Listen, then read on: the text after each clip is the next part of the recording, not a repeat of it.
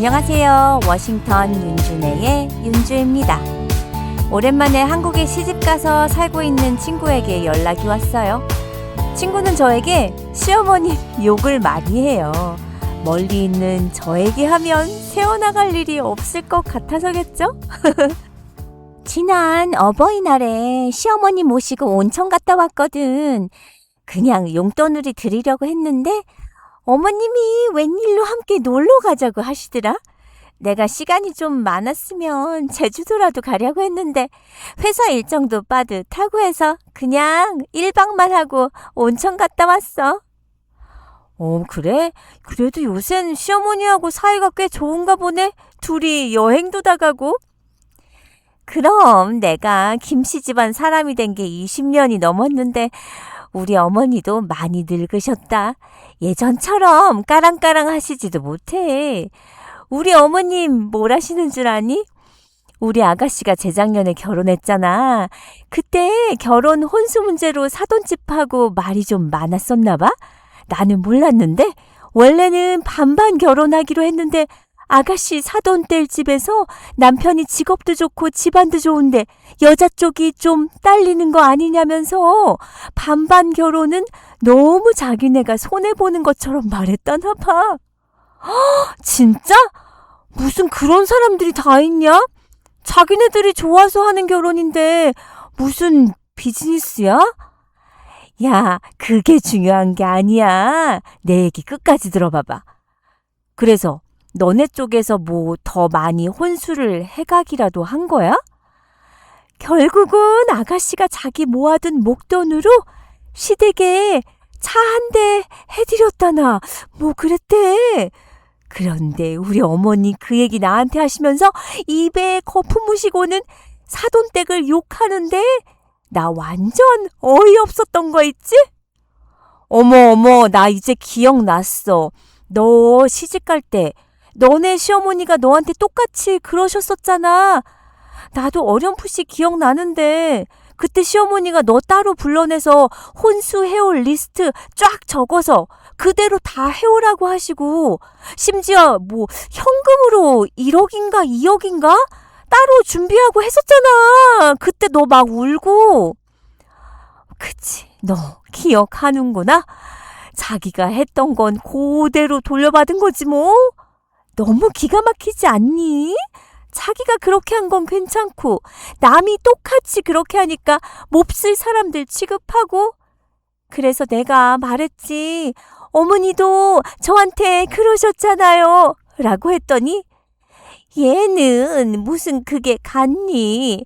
솔직히 우리 아들이 많이 아까웠지. 이렇게 말씀하시는 거 있지? 와, 대박. 너네 시어머님 내로남불이네. 참, 너도 고생 너무 많았다. 그런 시어머님하고 여지껏. 그러게 말이야. 나 이혼 안 하고 사는 거 보면 용하지 않니? 사람들은 자신을 평가할 때 왜곡된 반응, 즉 다양한 편향을 보입니다. 이런 편향은 대부분 자기중심적이죠. 독일의 켈른대 빌헤름 호프만 교수 연구팀은 2015년 미국과 캐나다의 성인 1252명을 상대로 진행한 도덕성 연구를 발표했어요. 연구자들은 참가자들에게 사흘 동안 무작위로 스마트폰으로 신호를 보냈어요. 참가자들은 신호를 받을 때마다 1시간 동안 자신이 한 도덕적인 일과 비도덕적인 일을 적어 보내야 했고 또 1시간 동안 관찰한 다른 사람의 도덕적인 일이나 비도덕적인 행동을 적어 보내게 했어요. 쉽게 말해 연구팀이 나에게 신호를 보내면 저는 1시간 전에 내가 한 일 중에 도덕적인 것과 비도덕적인 것을 적어 보내야 하는 거죠. 또 내 것만 보내는 것이 아니라 내가 관찰한 다른 사람의 도덕적 또는 비도덕적 행동들을 함께 보내야 하는 거죠. 이해되셨죠? 실험 결과 자신이 도덕적인 일을 했다고 보고한 빈도가 타인이 도덕적인 일을 했다고 보고한 빈도보다 2배나 많았어요. 그런데 도덕적인 일을 하는 빈도는 비슷해야 정상이겠죠? 결국 자기 자신에게 훨씬 관대했다는 뜻입니다. 제 친구의 시어머님도 보세요. 자신이 제 친구에게 똑같이 혼수를 문제 삼으면서 자신이 아들이 잘나서 우리가 손해를 볼 수 없다라고 하는 건 그럴 수 있는 문제이고, 자신의 사돈집에서 똑같이 나오니까 그들은 이상한 문제가 있는 사람 취급을 했잖아요. 이렇게 사람들이 이중잣대를 적용하는 이유는 자신의 모습은 직접 관찰하기 어렵지만 타인의 모습은 객관적으로 관찰하기 쉽기 때문이에요.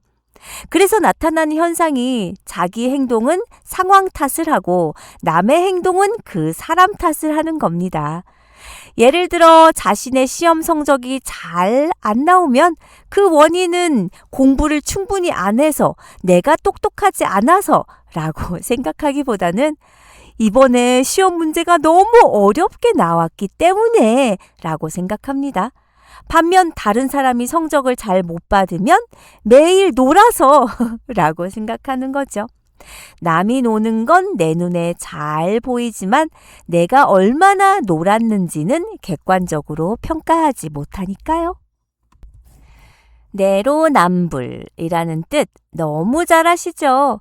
국립국어원의 오픈사전에 보면 내가 하면 로맨스, 남이 하면 불륜이라는 뜻으로 남이 할 때는 비난하던 행위를 자신이 할 때는 합리화하는 태도를 이르는 말로 정의되어 있어요.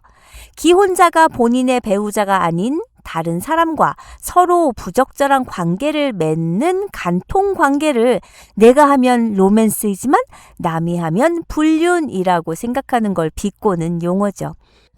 즉 자신이나 자신과 가까운 편에게는 관대하지만 주로 자신과 사이가 좋지 않은 특정 인물이나 어떠한 집단이 이 같은 행동을 하면 윤리적, 이성적으로 비판하는 이중잣대를 들이댄다는 것이에요. 나는 해도 되지만 남은 하면 안 된다는, 남녀노소 동서고금의 이기주의를 적절히 나타낸 표현입니다. 유래를 찾아보니 80년대 초에는 내가 하는 연애는 로맨스이고 남이 하는 연애는 스캔들이라는 농담이 학생들 사이에서 퍼졌고, 작가 이문열의 단편 구로아리랑에서도 이 같은 용어는 등장했다고 합니다. 하기사 지가 함은 로맨스고 남이 함은 스캔들이라 하기도 하고, 또 남한테 안 들키면 로맨스고 들키면 스캔들이라 하는 말도 있습니다마는 참으로 우리는 달라이에. 1993년에는 남이 하면 스캔들, 내가 하면 로맨스라는 제목의 책도 발간되었던 적이 있었어요. 1993년 9월 26일자 동아일보는 내가 하면 숙달 운전, 남이 하면 얌체 운전, 내가 못생긴 건 개성, 네가 못생긴 건 원죄. 뭐 이런 유머 시리즈도 있었고요. 1996년 6월 12일 국회 본회의장에서 신한국당 박희태 의원이 사용하면서 본격적으로 유행어가 되기 시작했는데요. 야당의 주장은 내가 바람을 피우면 로맨스, 남이 하면 불륜, 내가 부동산을 하면 투자, 남이 하면 투기라는 식이라는 말이었어요. 1996년에 여소야대 정국화에서 정당의 의원 빼내기에 대한 비판을 반박하기 위한 발언이었죠. 이 문장을 내로남불이라고 축약해 사자성어처럼 쓰기 시작한 것은 비교적 나중 일이었어요.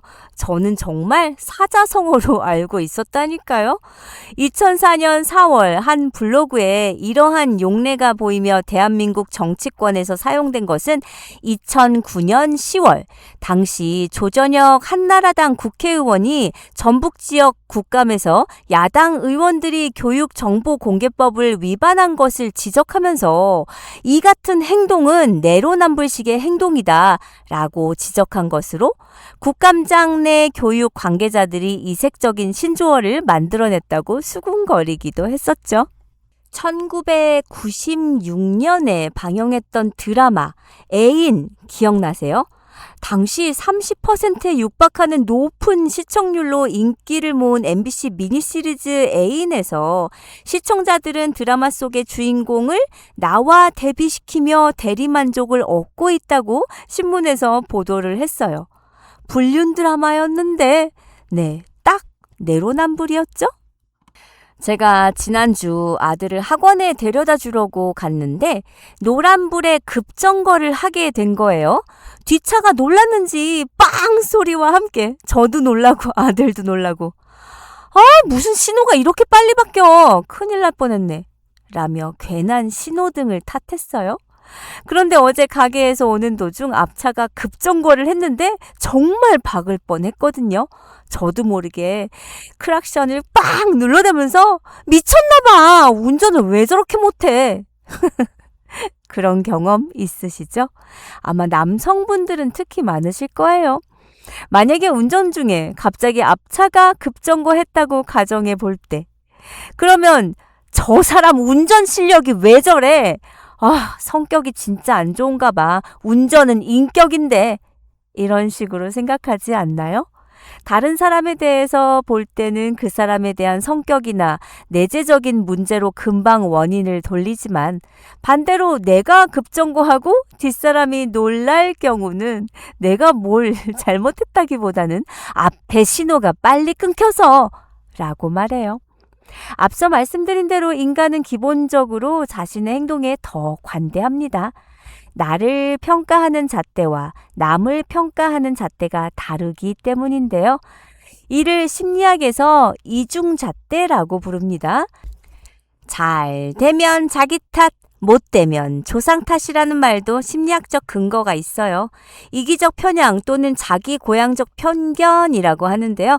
자신이 어떤 일에 성공하면 내가 노력했고 내 능력이 뛰어나서라고 생각하는 거죠. 반대로 실패를 했을 때는 상황을 탓합니다. 입시에 성공하면 내 능력이 뛰어난 거고 실패하면 선발 과정이 불공정했다고 불만을 토로하는 거죠. 원리는 비슷하지만 타인과 비교하는 상황이 아닐 때 나타나는 사고방식을 부르는 말이에요. 자존감을 보호하기 위해 이런 식으로 생각하게 된다고 하네요. 남들과 달리 내게는 좋은 일이 일어날 거야 라고 믿는 것도 자기중심적 편향의 하나입니다. 나는 복권을 사면 꼭 당첨될 거야. 남들은 주식 투자로 돈을 잃어도 나는 성공할 거야. 와 같은 생각을 말하는 거죠. 여러 차례 실험을 통해서 사람들은 이렇게 나는 남보다 운이 좋다라고 생각하는 경향이 확인이 되었어요. 사람은 본래 주관적인 존재입니다. 자신에게 유리한 방식으로 생각하게 되어 있죠. 그렇지만 자신의 모습을 있는 그대로 수용하고 누군가를 평가할 때 모두에게 공정한 기준을 적용하는 연습이 필요해요. 내로남불은 2010년에 들어서 TV나 공식 석상에서도 많이 쓰일 만큼 대중화된 단어예요. 그럼 왜 만연해졌을까요? 심리학은 내로남불을 인간 본성의 하나로 봅니다. 잘못을 했을 때 자아 붕괴의 위험에서 스스로를 보호하기 위해 내로남불이라는 방어 기제를 사용한다는 것이죠. 남이 뇌물을 받으면 중대한 범죄이지만 내가 받으면 사정이 있다는 궤변인데요. 철학자 허경은 져서 나는 맞고 너는 틀리다에서 내로남불 현상은 동서고금을 막론하고 없었던 적이 없으며 사실상 영원히 근절될 수 없는 인간의 근원적 결점 중 하나라고 했어요. 오늘날 내로남불이 사회적 의식 전면에 부상한 이유는 내로남불이 더 이상 용납될 수 없는 일이 됐기 때문이라고 했어요. 미국은 내로남불과 같은 윤리적 문제가 터지면 국민들로부터 응징을 받는데 우리나라는 오히려 내로남불 정치인이 이슈 메이커로 주목을 받게 되는 경우가 더 많더라고요. 어쨌든 사라질 수 없는 내로남불이라면 적어도 부부들 사이에선 내로남불 하지 말아야겠죠? 실제로 너무 많이 해요. 나는 안 그러는데 당신은 왜 그래? 여보도 나처럼 할 수 없어? 정작 자기는 다 잘하는 줄 착각하면서 배우자만 나무래요. 예전에 오래 쓰던 미니 오븐이 많이 더러워져서 새로 구입해야겠다라고 생각하고 있었어요. 피자도 굽고 컵케이크도 굽고 생선도 굽고 작고 쓰기 편리해서 아주 잘 썼던 미니 오븐인데 청소를 그때그때 안 해서 치즈가 눌러붙고 타고 기름기가 굳어져 있고 청소가 불가했거든요. 새 미니 오븐을 산 날 남편이 저에게 이제 깨끗이 좀 사용하자. 사용하고 그때부터 청소하면 되잖아. 그래서 제가 말했죠. 그렇게 하는 사람이 누군데? 나중에 남편이 그러더라고요. 그 순간 자기 반성의 시간이 좀 됐다고요. 왜냐면 미니 오븐은 요리를 할 줄 모르는 남편이 항상 사용하던 물건이었거든요.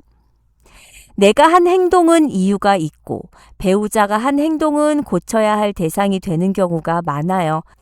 상대를 통제하려는 말을 하기 전에 진짜 자신은 그 부분에서 지분이 전혀 없는지 한번 생각해 보세요. 자신에게도 어느 정도 지분이 있는 상태에서 상대만 바꾸려고 한다면 반발이 안 생길 수가 없겠죠? 그런 말은 넣어두셔도 됩니다.